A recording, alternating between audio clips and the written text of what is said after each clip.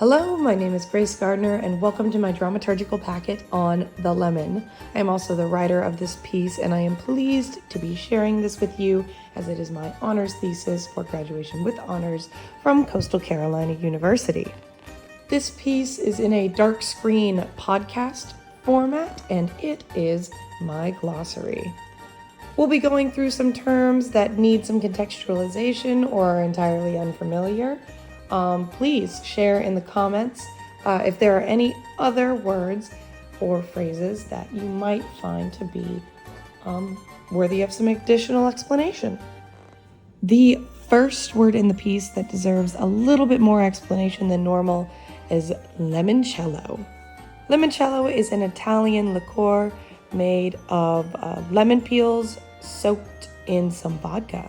While I was working at Limoncello, we had jars of this behind the bar as a sort of a decorative piece, as well as actually infusing vodka with the lemon peels. The next word in our script that deserves a little bit of explanation is production assistant. This is a role in theater, which is essentially in the stage manager or production manager category, but this person is essentially an assistant to the production. Their job is often a little less defined than that of a stage manager or a production manager, but their jobs can be sort of expansive. I was a production assistant at a professional theater. I was helping take line notes. Occasionally, I was also getting coffee.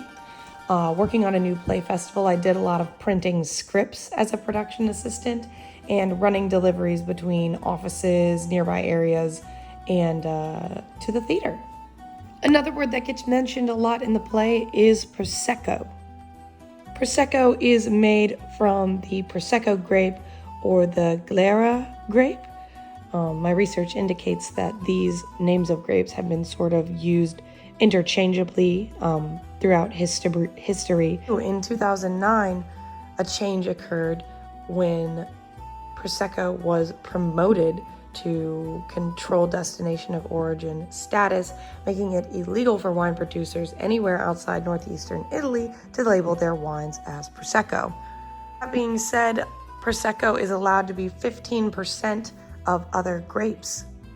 It comes in sparkling varieties most commonly, or semi-sparkling, but there is also Prosecco Tranquillo, which is calm Prosecco, and it does not have bubbles. That all sounds very fancy, but Prosecco in general is sort of the cheaper version of champagne. It's pretty dry by my standards, but I like wine that's pretty sweet, so maybe I'm not the best judge. Another word that deserves a little bit of explanation is reefer. Reefer is slang for weed or marijuana. It is sort of older slang, from my observation, having primarily been used by people in my grandparents' generation, so people who grew up around the 1930s to 50s. A notable use of this slang term is in the public service film Reefer Madness. This movie depicts weed as a harmful and addictive drug that drives people to do crazy things like kill people and assault them, which is really jarring if you did not do your research going into the movie like I did, and I thought it'd just be a funny Saturday night watch. The movie went off and all of us were just sort of staring at the screen after that one. So let it be known, Reefer Madness, not a silly little movie PSA. Yeah, reefer means weed. Grace is saying this is sort of a non sequitur in terms of time period. This is not well-used slang in the year of our Lord, 2021. Perhaps a word that deserves explanation is patio. A patio is sort of a outdoor area. The one at Limoncello had seating and a couch near a fireplace, actually. And it's just sort of a paved outdoor area that is sort of an addendum to the house. It differs from a porch because a porch is usually directly attached to the house, whereas a patio might be attached through like some sort of separation. By this I mean like stairs or some sort of door, but it's usually just some sort of paving on the ground, whereas a porch is probably going to be raised. Moving on to scene reefer, Ryan asks Grace, I need a big party in my section for me. Will you go tell your Caroline that up at the front for me? Grace responds, is that like, do people ask that? I would like to come in here formally in this glossary and say, no, it is not etiquette to ask that. It is sort of counter to it and to sort of take advantage of a new member of the team. And put them in the position of asking this. Both Caroline and Grace sort of steals tables from other servers in the rotation. The way a host works is that they assign tables on sort of a rotating basis. So if a party walks in and there are 4 servers working, they'll probably, the first party will get assigned to server A, the next party will get assigned to server B, unless, server B just got a party of 16 in their area, then it might get a little bit more equally distributed. It's the host's job to distribute who's in what section sort of equally, unless there's some sort of reason that they should not do that, as in a later scene when Chelsea is both bartender and server, then she takes less tips that night less tables rather, that night because she's working on 2 sections. Earbuds are little tiny speakers you put in your ear. They are like headphones, except headphones are over ear. Hair nets are small nets that are worn over the hair as sort of a hat, and a beard net is the same thing except you wear it over the bottom of your face. At least in Limoncello, I cannot speak for other kitchens, they allowed if you did not want to wear a hairnet, then you could wear a hat of some kind, like a baseball hat, especially if it was backwards. Virgo. Ryan defines Grace as a Virgo after she shares that her birthday is September 4th. Virgo is an astrological symbol that is usually defined as being very type A, which means sort of the more organized variety as opposed to the creative variety. They're characterized by maybe being a little bit strict and stuffy sometimes. Virgos are usually depicted as worrying a lot. So when Ryan says, you gotta slow down and chill, and Ryan goes, I knew you were a Virgo, it's probably because she's running around acting all persnickety about having to do her job and do it well and do it quickly. Beyonce. Though she performed in other groups prior to 1997, Beyonce's breakout role was in Destiny's Child, which was a 3-person girl group, which found major success until she became a solo artist and became one of the best-selling artists in the entire world. Yes, I, as the playwright Grace, do in fact share a birthday with Beyonce. Scorpio moon and Leo moon. This is another reference to astrology, which obviously Grace is familiar with. Your moon sign is defined as if the sky was one big flat circle that was cut up like a pizza, and each section of the sky in a certain number of degrees in a 360-degree circle was categorized as one sign. So wherever the moon sits in the sky, dependent on what degree it is in relation to the horizon, that is what your moon sign is. This is also how all the other things in astrology are defined. The sun sits in a certain degree of the sky, and it sits there for about a month, and that's how you get your sun sign, or just the sign that you are defined as in September 4th, Virgo. Scorpio moons are defined as having a little bit of mystery to them, a little bit of strange allure, as is Beyonce, Miss Dangerously in Love Beyonce. A Leo moon is a little bit more of someone who loves socializing, loves the spotlight. And a moon sign is defined as sort of the inner desires of a person, maybe not what they show on the outside, but what they want on sort of a deeper level.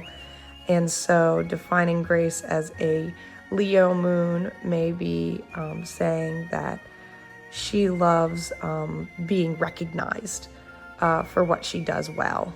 It bears saying that when Ryan asks Grace, "Do you smoke?" he most certainly means marijuana. On to scene bread, Chelsea asks in this current draft that I'm making this glossary based on, asks Grace to bring bread to high top 5 for me. A high top is simply a table with a high top. So this is the tables that have higher chairs to accompany them, or at some bars and restaurants might be a sort of standing table only. In this scene, Craig is the first person in the play, I believe, well, except Grace in the opening monologue, to say server assistant. A server assistant is a role that not every restaurant has, but Limoncello had. And it is just someone who helps the servers. So they very rarely interact with customers. They will probably get them drinks, refill waters, but they don't take orders. So if I, as a server assistant, was asked, especially about an alcoholic drink, I would be like, I will get your server to get that for you right now. And then the server would put it in because I was not really authorized to do that. Other server assistant responsibilities, getting bread and bussing tables. It also discusses a booth. Limoncello in this current draft and also the real restaurant has many sort of seating styles. So there are regular tables, high top tables, patio tables, and booths. And a booth has sort of a couch-like seating on both sides and is up against a wall. Vodka sauce. Vodka sauce is a sort of pasta sauce that is defined by a very pinkish color. Vodka sauce is made with tomato sauce or tomato paste combined with vodka and cooked with heavy cream and butter. Through the cooking process, all the alcohol is cooked out of the vodka, meaning you do not become more intoxicated by eating vodka sauce. The Heimlich is a maneuver to stop someone from choking by squeezing their stomach until the food that is lodged in their throat is forced out from the air that comes up through their throat. This little saying, boss makes $1, I make a dime, so I eat the bread on company time. That is a meme that sort of got popular somewhere in the early 2020 range.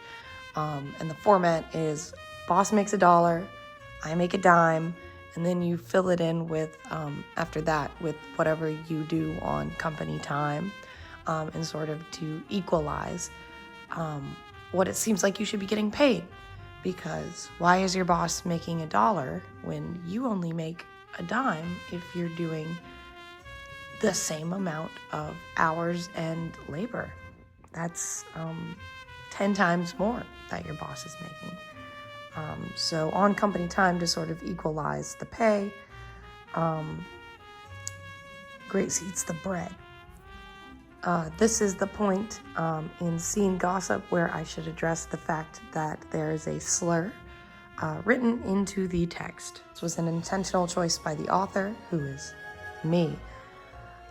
Because in Year of Our Lord 2021, as Grace says, which, by the way, it is also worth mentioning here that Year of Our Lord refers to the fact that in America we use the Gregorian calendar, which defines the year beginning with where we started counting 2021 with the year that Christ was born.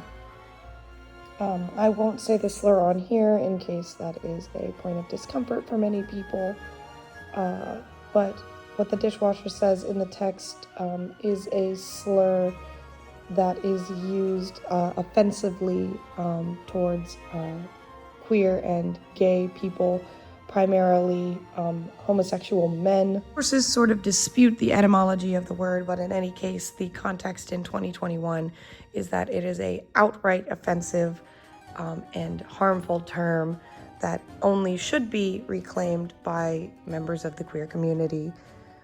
Some hold the opinion that only homosexual men should be able to reclaim this term in 2021. The word lanky sort of just means tall, but has a little bit more of a negative connotation in that it could be seen as sort of ungraceful. The saying that Ryan uses, karma's a bitch. Karma is a term and concept sort of from the Indian region, which refers to a universal principle of the universe that good actions and bad actions will be rewarded or punished universally in some way. In traditions from the Indian region that believe in reincarnation, that reward could come in this life or it could come in the next life. It's worth mentioning a shot. A shot is about 1.5 ounces pour of a high alcohol by volume drink. Sometimes this is a mixed drink, but sometimes it is just a spirit or liquor by itself, maybe gin, maybe vodka, maybe whiskey, bourbon, something like that. Rum. Limoncello is a very high alcohol by volume drink and is often served in a small glass, like a shot glass, because you do not need a very high content of it. Drinking a high content of it would be a way to get very drunk very quickly, which is a acute poison effect that human beings have adapted to over many centuries. It also bears saying right now that limoncello is high ABV and is served in a shot glass, and ABV meaning alcohol by volume, but is intended to be sipped. Caroline in this scene says he's the one who's usually on pizza, right? This is referring to his station on the line. As a line cook, he makes the pizzas. Gossip is talking about other people. Gossip is often considered to be a unreliable source of information. There's a lot of hearsay and a game of telephone being engaged in, perhaps, which if you've never played the game telephone, it's where you sit in a circle. Typically this is a children's game with a bunch of other children, and one of you whispers a phrase into the other's ear, and then that whisper is passed around the circle, and by the time it gets to the first person who whispered in another person's ear, it is entirely not the same phrase at all, based on just how people heard the story differently. To using a customer service voice. This is sort of a phenomenon shared by people who work in dealing with the general public. A customer service voice is typically higher pitch. It is said with more of a smile. It is said friendlier, and it is how you engage with customers versus how you may talk to your friend, where you may just be talking to your friend and you may just be having a conversation like this, but then if a customer were to come up and start engaging with you, you might be like, hi, oh my goodness, yes, how can I help you? Thank you. And that will conclude part 1 of our exploration into the glossary and unfamiliar terms of The Lemon by Grace Stewart Gardner, who is me. Again, this is my honors thesis for Coastal Carolina University. I am so pleased to be sharing this play and to be sharing this associated dramaturgical packet. I hope you enjoyed it in podcast format, and I hope you have a wonderful day.